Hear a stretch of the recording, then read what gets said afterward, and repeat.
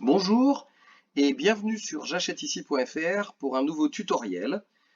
Nous allons aujourd'hui voir comment créer un produit variable, c'est-à-dire un produit qui comprend un certain nombre de déclinaisons. Nous allons par exemple regarder un produit ici qui existe déjà sur J'achète ici et nous voyons ici au niveau de la taille que l'on peut choisir une option de taille. De la même manière, il aurait pu être créé une option de couleur. Donc, en fait, le produit variable va permettre, à partir d'une fiche produit, d'avoir plusieurs déclinaisons, par exemple, comme on le voit ici, la taille et éventuellement d'autres critères, par exemple, la couleur quand il s'agit de vêtements. Pour ce faire, nous allons créer un nouveau produit. Nous cliquons donc sur la zone Nouveau produit. Nous allons charger une photo, par exemple, ce t-shirt gris. Nous allons donner un nom à notre produit, et c'est le produit variable.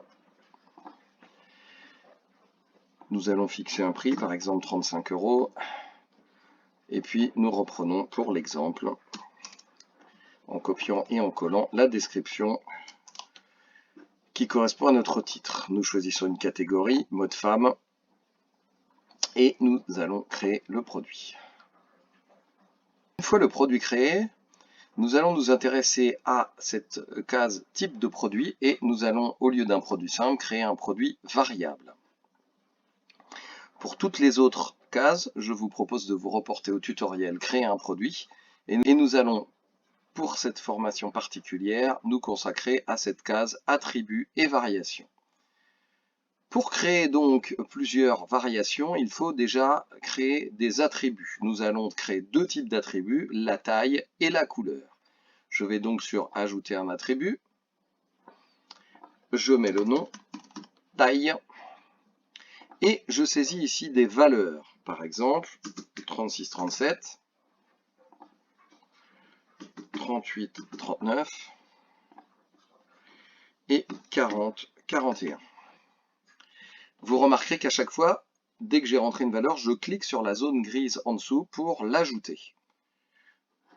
Je coche la case Utiliser pour les variations et je sauvegarde en cliquant sur la zone orange Attribut de sauvegarde. Je vais ensuite créer un nouvel attribut qui sera la couleur. Je crée le titre couleur et je vais créer une valeur noire et une valeur gris. Et toujours utiliser pour les variations et je sauvegarde mon attribut.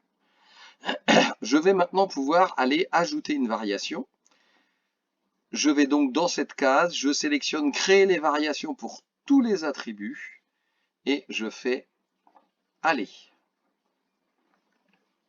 OK. 6 variations ont donc été ajoutées. Par la suite, si je veux rajouter une variation, je peux rajouter une valeur d'attribut et puis choisir exactement la variation qui m'intéresse. Je peux éventuellement, si je le souhaite, supprimer des variations comme vous pouvez le voir. Et je vais en supprimer donc 2 sur les tailles pour la simplicité de l'exemple. Je garde donc 4 variations et je vais aller les programmer en cliquant sur la petite flèche en bas. Je vais activer la gestion des stocks, indiquer une quantité en stock, par exemple 10. Pour les autres valeurs, je peux garder les mêmes valeurs que pour la classe parent, c'est-à-dire le produit que j'ai chargé à la base. Voilà, je vais aller indiquer un stock pour les autres variations. Ici, pareil, j'active la gestion des stocks. Je mets par exemple 20 pièces en stock. Et pour la dernière variation, je vais aller gérer les stocks et ajouter 5 pièces en stock par exemple. Autre chose importante, vous voyez ici que je dois fixer un prix de variation qui est obligatoire. Donc soit je reprends le prix de base du produit, soit pour la variation, j'ai la possibilité, en fonction ici des tailles et des couleurs, de mettre des prix différents. Je vais donc garder pour l'exemple le même prix. Je rentre un prix donc pour chaque variation que je peux copier et coller en laissant les variations ouvertes. Donc voilà, je crée un prix de variation pour la première et un prix de variation pour celle-là. Et je peux ensuite aussi y ramener une description particulière de la variation. Si je ne le remplis pas, on garde la variation générale du produit.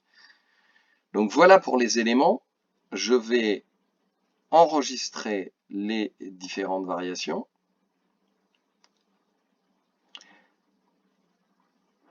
Qui sont maintenant ici. À noter aussi que pour chaque variation, je peux aller télécharger une image qui soit spécifique à la variation. J'enregistre maintenant mon produit et je peux aller l'afficher. Je consulte ce produit et vois maintenant que j'ai différents choix de taille et choix de couleur. Je peux donc par exemple choisir un pull noir en taille 40-41 et l'ajouter au panier. Le stock de chaque variation s'affiche et je peux donc changer de taille, changer de couleur. Voilà. Et vous voyez que le stock à chaque fois correspond au stock que j'ai indiqué et le prix au prix qui a été indiqué. Voilà pour ce tutoriel. Vous savez maintenant créer des produits variables, donc avec des déclinaisons. Vous pouvez donc créer autant d'attributs que vous le souhaitez. Et pour chaque attribut, ajouter des photos différentes, des prix différents dans chaque variation de produit. Je vous remercie d'avoir suivi ce tutoriel et vous donne rendez-vous à bientôt pour un nouveau tutoriel sur j'achèteici.fr.